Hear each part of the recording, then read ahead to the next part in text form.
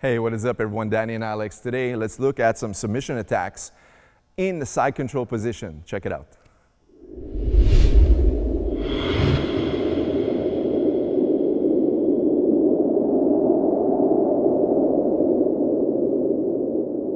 Right, so from the side control position, what's going to happen now is sometimes the arm is going to be available like this to catch the first submission we want to talk about, which is the Americana. But many times the opponent is not going to do so. Many times the arm's just going to be behind the neck like this, all right? So you shouldn't be holding on to the person that's on top, but this is a common position at least where the person is not going to keep his arm in front or in front here. So it's going to be like this, all right? So what we're going to do is cause the reaction to bring the hand available to us. So what Alex wants to do is frame onto the neck and apply pressure here. See? What this does is it causes a lot of pressure. It's not a choke, but it's enough for me to want to move away from there. So when he does so, this is going to bring this hand available to him where he's going to catch it and I'll lock it and finish it. All right, so one more time. The Americana from the side control, he applies pressure. I have to feed him that wrist. And now from there, he can attack the shoulder. Now another attack is once we're doing the Americana, a lot of times when he goes, let's say he does the same setup, one. He catches this one and now whoop, I slip out of it. So what happens now is the arm goes sideways and back down. What you want to do is switch your position so you can switch your arms and catch the wrist in the opposite direction. Now, think of this as the Americana, but downwards, all right? This is called the Kimura shoulder lock. Now, you have the position here, but in order to do so, you need to slide the arm upwards. So now this is not going to happen. So what he's going to do is switch his base, one, pass his knee in front, and raise me off the mat.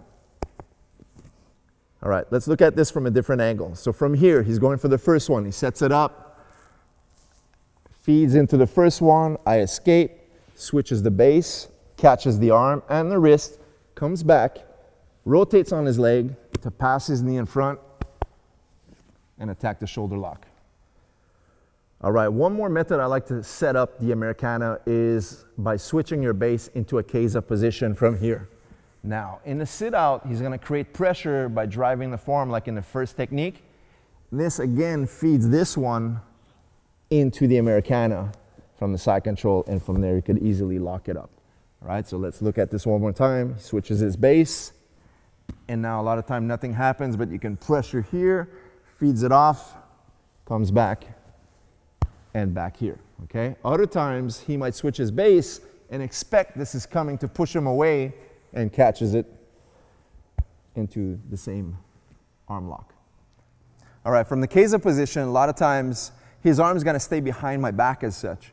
All right, so I might try to frame here, but it's not causing the reaction I want. So what we're going to do instead is switch the tactic. So I'm going to turn here.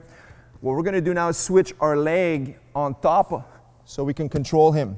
Now notice how I lean onto his waist, bring the arm off the mat, my elbow's up and floating, I catch here, cup, and finalize the far side reverse arm lock instead. So from Keiza, once again, I try to cause a reaction. Maybe I can't get this arm to come available to me in the front. So I'll go towards the back side, pass my leg through. One, keep him steady, bring this off the mat, and from here, finalize what I like to refer to as the reverse arm lock. Okay, next one, I like to combine these together. These are almost like a chain of attack.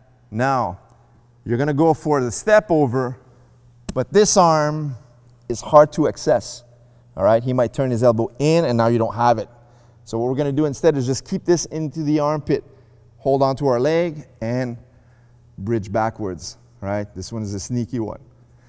So once again, from here, I step over. I'm going for the first one. He turns the arm in, so now I can't get this one. So I'm just going to cup the wrist with my armpit here and drive forward. Great pressure for this arm lock instead. All right, let's look at another arm bar attack we can do from the side. This was a classic one that we like to use a lot. So from here, he's going to spin around. So he's going to cup, turn me off the mat slightly, step over, and now have a seat behind my shoulder to catch the far side arm bar. So once again, here we are. Arm stays here, he cups it, drives me off the mat, steps over, and catches the arm bar. All right, this next one, Alex is going to switch his arm position, catch the overhook here, and start to walk around me. As he turns here now, he wants to make me face in the opposite direction using the pressure of his chest. Now, as he walks behind me, he catches the Kimura grip and it falls right into the same armbar we just showed. Take a look from this side now. So as he switches his grip, he starts to walk around me, drives me to face this way with the weight of his chest. Now my arm is here, it can't go behind. So he's gonna trap it into a Kimura grip and I'll pass his leg, frame his knee behind me and catches the armbar. All right, another great attack from the side control is sometimes the opponent's arm is here because he's trying to push you away to disturb your balance. So if the arm is here, he's gonna cup it, trap it, and seize his arms together. All right, now all he needs to do is jump over, land beside me, and sink in the head and arm choke. So one more time, here we go. Your arm is here, he traps it, seize it, jump over, and finalize.